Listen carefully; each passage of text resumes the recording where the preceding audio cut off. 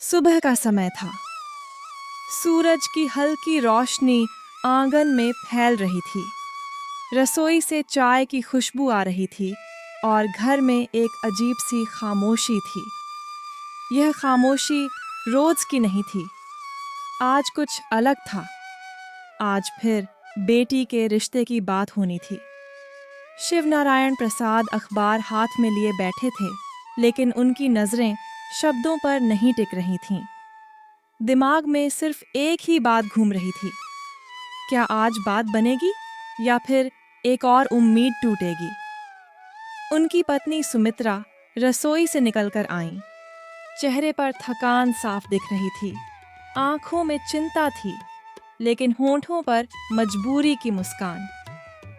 आज लड़के वाले 11 बजे आने वाले हैं, सुमित्रा ने धीमी आवाज में कहा। शिवनारायण ने सिर हिलाया। देखते हैं, बस इतना ही बोले। अंदर वाले कमरे में उनकी बेटी आरती खिड़की के पास बैठी थी। हाथ में किताब थी, लेकिन पन्ने कब से नहीं पलटे थे। उसकी उम्र 25 साल हो चुकी थी। पढ़ी लिखी थी, समझदार थी, लेकिन समाज के लिए अब वह सिर्फ उम्र निकलती हुई लड़की थी। आरती को रिश्तों से डर लगने लगा था। हर बार वही सवाल, वही नाप तोल, वही तुलना। कभी रंग कम, कभी कद ज्यादा, कभी नौकरी ठीक नहीं, कभी दहेज का इशारा। उसे सबसे ज्यादा तकलीफ तब होती थी जब लोग उसके सामने नहीं, उसके पीछे बातें करते थे। लड़की तो ठीक है, और उसी पर में सब खत्म हो जाता था। 11 बजे दरवाजे पर दस्तक हुई। सुमित्रा का दिल तेज धड़कने लगा। उन्होंने साड़ी का पल्लू ठीक किया और दरवाजा खोला। लड़के वाले अंदर आए। लड़के के माता पिता और एक रिश्तेदार। सबके चेहरे पर औपचारिक मुस्कान थी। बैठते ही इधर उधर नजर दौड़ाई गई, जैसे घर नहीं कोई सामान देखा जा रहा हो। आरती चाय लेकर आई। सिर झुकाकर सबको नमस्ते किया और चाय रखकर लौटने लगी। लड़की को जरा बैठने को कहिए, लड़के की मां ने कहा। आरती बैठ गई। सवालों की बारिश शुरू हो गई। कहाँ तक पढ़ी है? क्या काम करती है? खाना बनाना आता है या नहीं? घर के काम में हाथ बंटाती है या नहीं? किसी ने यह नहीं पूछा कि वह क्या चाहती है।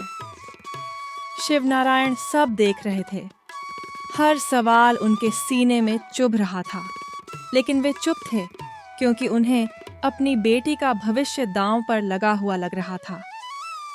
फिर असली बात आई। हम लोग दहेज के खिलाफ हैं, लड़के के पिता ने कहा। बस थोड़ा बहुत बेटी को दे दीजिएगा, अपनी हैसियत के अनुसार। यह थोड़ा बहुत शिवनारायण के लिए पहाड़ जैसा था। बातें खत्म हुई। लड़के वाले चले गए। घर में फिर वही खामोशी लौट आई। सुमित्रा की आंखों में आंसू थे। क्यों हर बार ऐसा होता है? उन्होंने पूछा। शिवनारायण ने गहरी सांस ली। क्योंकि हम एक बेटी के माता पिता हैं, उन्होंने कहा। आरती चुपचाप अपने कमरे में चली गई। उसने दरवाजा बंद किया और बिस्तर पर बैठ गई। उसे रोना नहीं आ रहा था, आंसू जैसे सूख गए थे। उसे गुस्सा भी नहीं आ रहा था, बस एक खालीपन था। शाम को पिताजी उसके कमरे में आए। बेटा, उन्होंने कहा, अगर तुम चाहो तो। आरती ने उनकी बात बीच में रोक दी। पिताजी, क्या शादी ही जिंदगी का आखिरी सच है? उसने पूछा। शिवनारायण के पास जवाब नहीं था। उस रात वह देर तक जागते रहे। उन्हें अपनी बेटी की पढ़ाई याद आई, उसकी मेहनत, उसके सपने। उन्होंने सोचा था कि पढ़ा लिखा कर उसे मजबूत बनाएंगे, लेकिन समाज के सामने वे खुद को बेबस महसूस कर रहे। अगले दिन आरती ने एक फैसला किया। उसने अपने माता पिता से साफ कहा, मैं शादी से भाग नहीं रही, लेकिन मैं ऐसा रिश्ता नहीं चाहती जहां मेरी कीमत लगाई जाए। सुमित्रा डर गईं। लोग क्या कहेंगे? आरती ने शांति से कहा, लोग तो कुछ न कुछ कहते ही रहेंगे। माँ, समय बीतता गया, रिश्ते आते रहे, जाते रहे। कुछ आरती ने मना किए, कुछ सामने से टूट गए। एक दिन एक साधारण सा रिश्ता आया, न ज्यादा तामझाम, न बड़ी बड़ी बातें। लड़का अमन एक स्कूल में शिक्षक था। पहली मुलाकात में ही उसने आरती से कहा, मैं एक साथी ढूंढ रहा हूँ, सौदा नहीं। आरती पहली बार खुलकर मुस्कुराई। उसके माता पिता भी सादे लोग थे। उन्होंने न दहेज की बात की, न तुलना की। सुबह की पहली किरण जब शहर की टूटी फूटी छतों पर पड़ती, तब रामू की आंख खुल जाती। उसकी नींद कभी गहरी नहीं होती थी। मिट्टी की छोटी सी झोपड़ी, पास में रखी टूटी चारपाई और कोने में रखी केतली, यही उसकी दुनिया थी। रामू एक गरीब मेहनती चाय वाला था, लेकिन उसकी मेहनत और ईमानदारी उसके हालात से कहीं बड़ी थी। रामू का दिन सूरज से पहले शुरू होता। वह उठते ही सबसे पहले अपने हाथ मुंह धोता, फिर चूल्हे पर पानी चढ़ाता। चाय पत्ती और चीनी को वह बहुत संभाल कर रखता, क्योंकि हर दाना उसकी कमाई से जुड़ा था। उसकी चाय की खुशबू पास की गलियों में फैलने लगती और धीरे धीरे लोग उसकी दुकान की तरफ खिंचे चले आते। रामू की दुकान असल में एक पुराना लकड़ी का ठेला था, जिस पर जंग लगा तवा, एक केतली और कुछ शीशे के गिलास रखे रहते। ठेला उसने खुद बनाया था, कई साल पहले।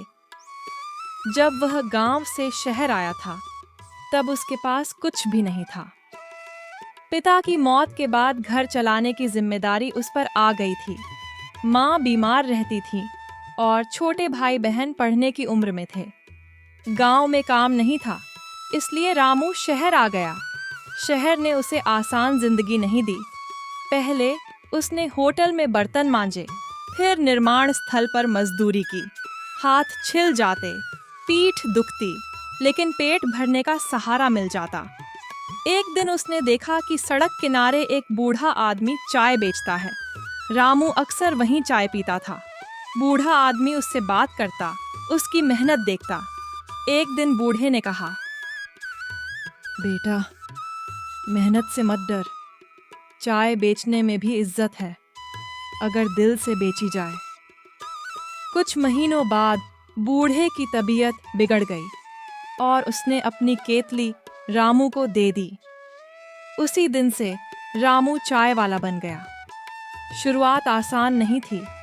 ग्राहक कम आते, कई लोग पैसे उधार लेकर लौट जाते, लेकिन रामू ने कभी किसी को खाली हाथ नहीं लौटाया।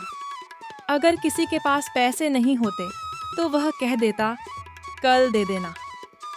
धीरे धीरे लोग उसकी चाय के साथ उसके व्यवहार के भी दीवाने हो गए। रामू हर ग्राहक को नाम से बुलाता, उनकी बातें सुनता, उनके दुख सुख में शामिल होता। ऑफिस जाने वाले बाबू, रिक्शा वाले, मजदूर सब उसकी दुकान पर रुकते। उसकी चाय में सिर्फ दूध और पत्ती नहीं, मेहनत और अपनापन भी घुला होता। रामू की जिंदगी में मुश्किलें खत्म नहीं हुई थीं। माँ की दवाइयों का खर्च बढ़ता जा रहा था। भाई की पढ़ाई के लिए फीस चाहिए थी। कई रातें वह भूखा सोता, लेकिन अगले दिन फिर उसी जोश से काम करता। वह मानता था कि मेहनत कभी बेकार नहीं जाती। एक दिन बारिश ने शहर को थाम लिया। सड़कें पानी से भर गईं। कई दुकानदारों ने दुकानें बंद कर दीं। लेकिन रामू ने अपना ठेला नहीं हटाया। उसने प्लास्टिक की चादर डाल दी और चाय बनाता रहा। उस दिन उसकी दुकान पर सबसे ज्यादा लोग आए। भीगे हुए लोग गर्म चाय से राहत पा रहे थे। उसी दिन एक पत्रकार भी वहां रुका। पत्रकार ने रामू से बात की। उसकी कहानी सुनी। उसे रामू की मेहनत और ईमानदारी ने छू लिया। अगले दिन अखबार में एक छोटी सी खबर छपी, सड़क किनारे का चाय वाला जो मेहनत की मिसाल है। रामू को इसका मतलब ठीक से समझ नहीं आया, लेकिन लोग उसे पहचानने लगे। अब कुछ नए ग्राहक आने लगे, कॉलेज के छात्र, ऑफिस के लोग, यहाँ तक कि दूर दूर से लोग उसकी चाय पीने आने लगे। लेकिन रामू नहीं बदला। उसने चाय की कीमत वही रखी। किसी ने कहा, अब तो रेट बढ़ा दो। रामू मुस्कुराकर बोला, गरीब आदमी की चाय महंगी नहीं होनी। समय बीतता गया, भाई की पढ़ाई पूरी हुई, बहन की शादी हो गई, माँ की तबीयत कुछ सुधरी। रामू का ठेला अब थोड़ा बड़ा हो गया था। उसने एक छोटा सा शेड लगवा लिया था ताकि धूप और बारिश से बचाव हो सके। एक दिन नगर निगम के लोग आए और ठेले हटाने लगे। रामू का दिल बैठ गया। उसने विनती की, साहब, यही मेरी रोजी रोटी है। अधिकारियों ने कहा कि सड़क खाली करनी होगी। रामू पूरी रात सो नहीं सका। सुबह उसने ठेला समेटा और दूसरी जगह ढूंढने निकल पड़ा। नई जगह पर शुरुआत फिर से करनी पड़ी। ग्राहक कम थे, लेकिन रामू ने हार नहीं मानी। उसने फिर वही नियम अपनाया, ईमानदारी, मेहनत और प्यार। धीरे धीरे वहां भी लोग आने लगे। उसकी चाय की खुशबू ने नई गली। एक दिन उसी पत्रकार का फोन आया। उसने बताया कि एक सामाजिक संस्था रामू जैसे मेहनती लोग। सीमा सुबह हमेशा की तरह जल्दी उठ गई। घड़ी में 5 बज रहे थे। घर में अभी सन्नाटा था। रसोई में जाकर उसने चूल्हा जलाया, पानी चढ़ाया और आटे का डिब्बा बाहर निकाला। यह उसका रोज का काम था। कोई नया नहीं, कोई खास नहीं। घर में उसके अलावा 4 लोग रहते थे, पति रमेश, बेटा गोलू, बेटी पिंकी और सास दादी अम्मा। सभी अपने अपने काम में लगे रहते थे और सीमा अपने काम में। सीमा को कभी शिकायत करने की आदत नहीं थी। वह जो करती थी चुपचाप करती थी। लेकिन मन के अंदर कभी कभी एक हल्का सा सवाल उठता, क्या घर सिर्फ उसी के सहारे चलता है? रमेश नौकरी पर जाता था, गोलू स्कूल में था और पिंकी भी।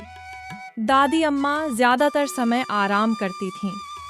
घर की सारी जिम्मेदारी अपने आप सीमा के हिस्से आ गई थी। सुबह 7 बजे तक सब जाग चुके थे। रमेश अखबार पढ़ रहा था, गोलू मोबाइल देख रहा था, पिंकी स्कूल की कॉपी ढूंढ रही थी, सीमा सबके लिए नाश्ता लगा रही थी। सीमा, चाय थोड़ी और गरम कर दो, रमेश ने कहा। माँ, मेरा टिफिन नहीं मिला, गोलू बोला। माँ, मेरी छोटी ठीक नहीं बनी, पिंकी बोली। सीमा कुछ नहीं बोली। उसने सब कर दिया। यह कहानी घर की औरत ए की तरह शुरू हुई थी, लेकिन यह घर की औरत 2 बनने की कहानी थी। एक दिन सीमा को हल्का बुखार था, शरीर में कमजोरी थी, फिर भी वह उठ गई। उसने सोचा, काम कौन करेगा? दादी अम्मा ने देखा और बोली, सीमा, आज तुम लेट जाओ। सीमा बोली, अगर मैं नहीं करूंगी तो घर कैसे चलेगा?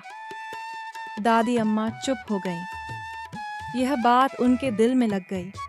उसी दिन शाम को रमेश घर आया। उसने देखा कि सीमा ठीक नहीं लग रही। तुम ठीक हो? उसने पूछा। सीमा ने कहा, थोड़ा बुखार है।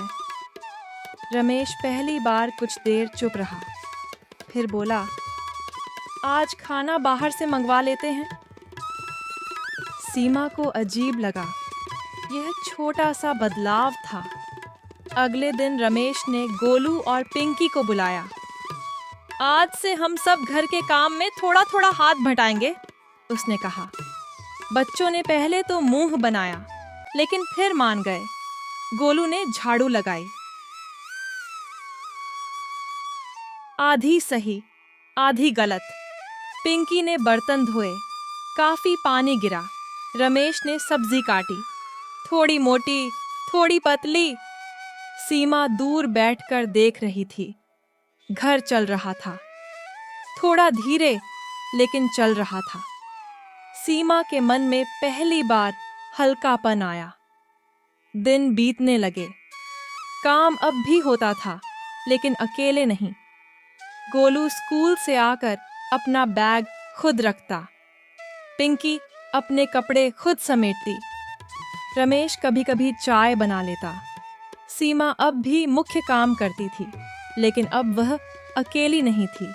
पड़ोस में बातें होने लगीं। सीमा अब पहले जैसी नहीं दिखती, शांति आंटी ने कहा। हंसने लगी है, किसी ने कहा। सीमा बस मुस्कुरा देती। एक दिन त्योहार आया। पहले ऐसे मौक़ों पर सीमा थक जाती थी। इस बार सबने मिलकर काम किया। घर सजा, खाना बना, हंसी हुई। सीमा ने महसूस किया, घर वही है, लेकिन उसका बोझ कम है। एक शाम दादी अम्मा ने सीमा से कहा, पहले हम सोचते थे घर की औरत का मतलब सब कुछ अकेले करना होता है। अब समझ आया, घर की औरत वो होती है जो सबको जोड़ कर रखे। सीमा की आंखें भर आईं। एक दिन सीमा सच में बीमार पड़ गई। इस बार वह उठी नहीं। घर फिर भी चला। रमेश ने दवा दी, बच्चों ने खाना गरम किया, दादी अम्मा पास बैठीं। सीमा ने छत की ओर देखा। उसे लगा, अब वह जरूरी तो है, लेकिन मजबूर नहीं। गोलू ने कहा, माँ, जब मैं बड़ा होऊंगा तो घर के काम करूंगा। पिंकी बोली, घर सबका होता है। सीमा मुस्कुराई। अब लोग सीमा को सिर्फ घर की औरत नहीं कहते थे। वह घर की औरत दो थी, जो घर संभालती भी थी और घर चलाना सिखाती भी थी। भाग 1 में आपने देखा था कि कैसे शहर में रहने वाली चालाक और घमंडी जेठानी शालिनी अपने छोटे देवर की शादी गांव की सीधी सादी लड़की से करवा देती है, यह सोचकर कि गांव की देवरानी को दबाकर रखा जा सकेगा। लेकिन समय के साथ देवरानी गीता ने अपने संस्कार, मेहनत और समझदारी से घर में अपनी जगह बना ली। अब शुरू होती है भाग 2 की कहानी। शादी को 1 साल बीत चुका था। गीता अब उस घर की बहू ही नहीं, बल्कि घर की जिम्मेदार सदस्य बन चुकी थी। सुबह सबसे पहले उठना, पूजा पाठ करना, सास ससुर की सेवा, देवर का ध्यान और घर के सारे काम वह बिना शिकायत किए करती थी। इसके विपरीत जेठानी शालिनी का स्वभाव अब भी वैसा ही था। बात बात पर ताने, दिखावा और अपनी चालाकी पर घमंड। शालिनी को यह बात चुभने लगी थी कि जिसे वह गांव वाली गनवार समझकर लाई थी, वही अब सबकी पसंद बनती जा रही थी। सासू माँ अक्सर कहती, गीता जैसी बहू किस्मत से मिलती है। यह सुनते ही शालिनी के दिल में जलन की आग और तेज हो जाती। एक दिन शालिनी ने अपने पति से कहा, देखिए जी, यह गीता जरूरत से ज्यादा होशियार बन रही है। माँ पिताजी सब उसी की सुनते हैं। पति ने शांत स्वर में जवाब दिया, तो इसमें बुराई क्या है? वह सबका ख्याल रखती है। शालिनी को यह जवाब बिल्कुल पसंद नहीं आया। कुछ दिनों बाद गांव से खबर आई कि गीता के मायके में खेत की हालत खराब है। बारिश कम होने से फसल को नुकसान हुआ था। गीता का मन परेशान रहने लगा, लेकिन उसने घर में किसी को ज्यादा नहीं बताया। एक शाम सासू माँ ने उससे पूछा, बिटिया, तू आज कुछ उदास लग रही है। गीता ने सच बता दिया। सासू माँ ने तुरंत कहा, अगर जरूरत हो तो हम मदद करेंगे। यह सुनकर शालिनी बीच में बोल पड़ी, माँ, हर बात में मायके वालों की मदद करना जरूरी नहीं है। अब यह इसी घर की बहू है। गीता चुप रही, लेकिन उसकी आंखें नम हो गईं। उसी रात गीता ने अपने पति से कहा, मैं अपने पैरों पर खड़ी होना चाहती हूँ। गांव में रहते हुए मैंने सिलाई कढ़ाई सीखी थी। अगर आप इजाज़त दें तो मैं घर से ही कुछ काम शुरू करना चाहती हूँ। पति ने खुशी से कहा, यह तो बहुत अच्छी बात है, मैं आपके साथ हूँ। अगले ही दिन सास ससुर से बात हुई। दोनों ने गीता को पूरा समर्थन दिया। घर के एक छोटे कमरे में सिलाई मशीन रख दी गई। धीरे धीरे मोहल्ले की महिलाएं कपड़े सिलवाने आने लगीं। गीता का काम साफ सुथरा और समय पर होता था। यह सब देखकर शालिनी का गुस्सा और बढ़ गया। उसे लगने लगा कि गीता अब घर में उसकी बराबरी करने लगी है। एक दिन शालिनी ने जानबूझकर गीता की सिलाई मशीन खराब कर दी और सबके सामने कहा, मुझे नहीं पता कैसे टूटी, शायद इसे चलाना नहीं आता।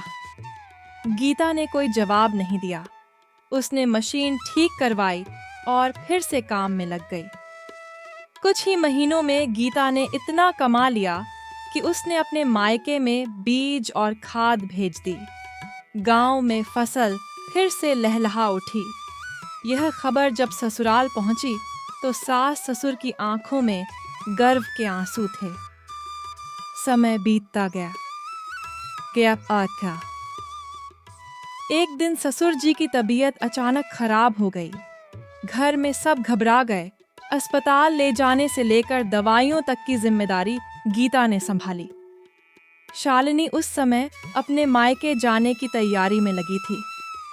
अस्पताल में डॉक्टर ने कहा, अगर समय पर इलाज न मिलता तो हालत बिगड़ सकती थी। सासू माँ ने गीता का हाथ पकड़कर कहा, आज तूने साबित कर दिया कि असली बहू कौन है।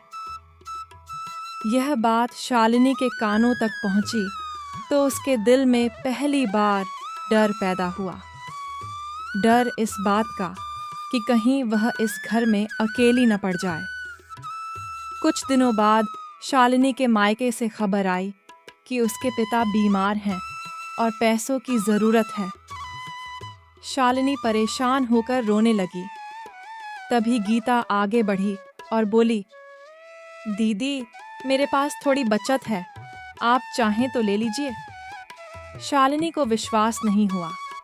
जिस देवरानी को वह हमेशा नीचा दिखाती रही, वही आज उसकी मदद के लिए खड़ी थी। उस रात शालिनी को नींद नहीं आई। उसे अपने किए हुए सारे गलत काम याद आने लगे। अगली सुबह उसने सबके सामने गीता से कहा, मुझसे बहुत गलतियां हुई हैं। मैंने तुम्हें कभी अपनाया नहीं, मुझे माफ कर दो। गीता ने नम आंखों से कहा। गांव का नाम था सोनापुर। वही गांव जहां हर सुबह मिट्टी की सोंधी खुशबू के साथ सूरज निकलता और हर शाम मंदिर की घंटियों की आवाज में ढल जाती। इसी गांव में रहता था आरव। वही आरव जो बचपन में अनाथ हो गया था और जिसके जीवन की कहानी अनाथ बेटा वन में गांव वालों ने देखी थी। यह कहानी उसी आरव की आगे की यात्रा है, जहां संघर्ष खत्म नहीं हुआ था, पर उम्मीद ने नया रूप लिया था। आरव अब जवान हो चुका था। कंधों पर जिम्मेदारियों का बोझ था, आंखों में सपने थे और दिल में अपने माता पिता की अधूरी यादें। माँ बाप की तस्वीर उसने कभी नहीं देखी थी, पर गांव के बुजुर्गों से इतना सुना था कि उसके पिता ईमानदार मजदूर थे और माँ बेहद स्नेही। वही स्नेह जो आरव को कभी मिला नहीं, वही उसे हर किसी में ढूंढने की आदत बन गई थी। पिछली कहानी में आरव ने मेहनत से पढ़ाई पूरी की थी, और गांव के स्कूल में बच्चों को पढ़ाने लगा था। अब वह सिर्फ एक शिक्षक नहीं बल्कि बच्चों का सहारा बन चुका था। अनाथ होने का दर्द वह किसी को बताता नहीं था, पर जब भी किसी बच्चे की आंखों में उदासी देखता, उसका दिल कांप उठता। एक दिन गांव में खबर फैली कि शहर से एक बड़ा अधिकारी आने वाला है। कहा जा रहा था कि वह गांव के विकास के लिए योजनाएं लेकर आ रहा है। गांव के प्रधान ने सबको बुलाया और कहा कि स्कूल में एक सभा होगी। आरव को भी वहां बुलाया गया क्योंकि अब वह गांव का पढ़ा लिखा नौजवान था। सभा वाले दिन स्कूल का आंगन भर गया।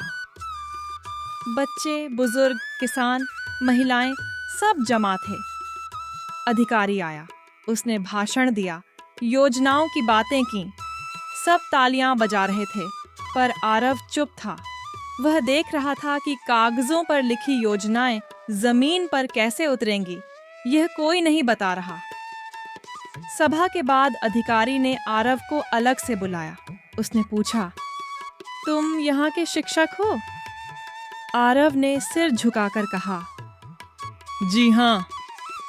अधिकारी बोला, तुम्हारी मेहनत के बारे में सुना है। क्या गांव के बच्चों के लिए कुछ और करना चाहते हो? आरव की आंखों में चमक आ गई। उसने कहा, मैं चाहता हूं कि यहाँ के बच्चों को सिर्फ किताबें नहीं बल्कि जीवन जीने की समझ भी मिले। अधिकारी ने उसकी बात ध्यान से सुनी। जाते जाते उसने कहा कि वह सोच कर बताएगा। आरव को उम्मीद की एक नई किरण दिखी। दिन बीतते गए। आरव का जीवन वही था, सुबह स्कूल, शाम को बच्चों के साथ खेल, रात को पढ़ाई की तैयारी। पर एक कमी हमेशा उसे कचोटती थी, वह था अपनापन। गांव वाले उसे सम्मान देते थे, पर परिवार जैसा एहसास उसे कभी नहीं मिला। एक शाम गांव में एक औरत आई, फटे कपड़े, थकी हुई आंखें और हाथ में एक छोटा सा बैग। वह सीधे मंदिर के पास बैठ गई। लोग उसे शक की नजर से देख रहे थे। आरव ने उसे देखा और कुछ अजीब सा महसूस किया। उसे लगा जैसे इस औरत के दर्द में उसका अपना दर्द छुपा हो। आरव उसके पास गया और पूछा, माँ, आप ठीक हैं? औरत ने सिर उठाया। उसकी आंखों में आंसू थे। उसने कहा, मेरा कोई नहीं है बेटा। शहर में काम करती थी, मालिक ने निकाल दिया। अब समझ नहीं आ रहा कहाँ जाऊं। आरव का दिल भर आया। उसने उसे पानी दिया और अपने घर चलने को कहा। गांव वालों ने मना किया, पर आरव नहीं रुका। उस रात उस औरत ने आरव को अपनी कहानी सुनाई। उसका नाम शारदा था। उसका बेटा बचपन में खो गया था। उसने बहुत ढूंढा, पर नहीं मिला। पति भी गुजर चुका था। अब वह अकेली थी। आरव चुपचाप सुनता रहा। उसे लगा जैसे उसकी अपनी कहानी किसी और के मुंह से निकल रही हो। उस रात उसे नींद नहीं आई। बार बार उसके मन में एक सवाल उठ रहा था, क्या यह औरत उसकी माँ हो सकती है? पर उसने खुद को समझाया कि यह सिर्फ भावनाएं हैं। अगले दिन आरव ने शारदा को गांव में ही रहने दिया। उसने काम ढूंढने में मदद की। शारदा बच्चों की देखभाल करने लगी। धीरे धीरे गांव में उसकी पहचान बनने लगी। बच्चे उसे शारदा माँ माँ कहने लगे। आरव और शारदा के बीच एक अजीब सा रिश्ता बन गया था। शारदा आरव को बेटे की तरह देखती थी और आरव उसे माँ जैसा सम्मान देता था। पर दोनों के दिल में एक डर था।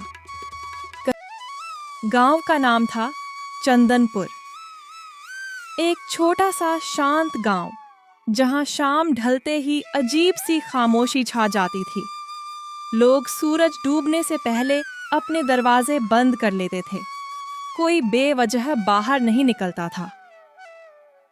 इस गांव में हर सुबह एक सब्जी वाला आता था। उसका नाम था रामदीन। रामदीन रोज साइकिल पर सब्जियां बेचने आता था। उसकी साइकिल हमेशा साफ रहती थी, सब्जियां हमेशा ताज़ी होती थीं।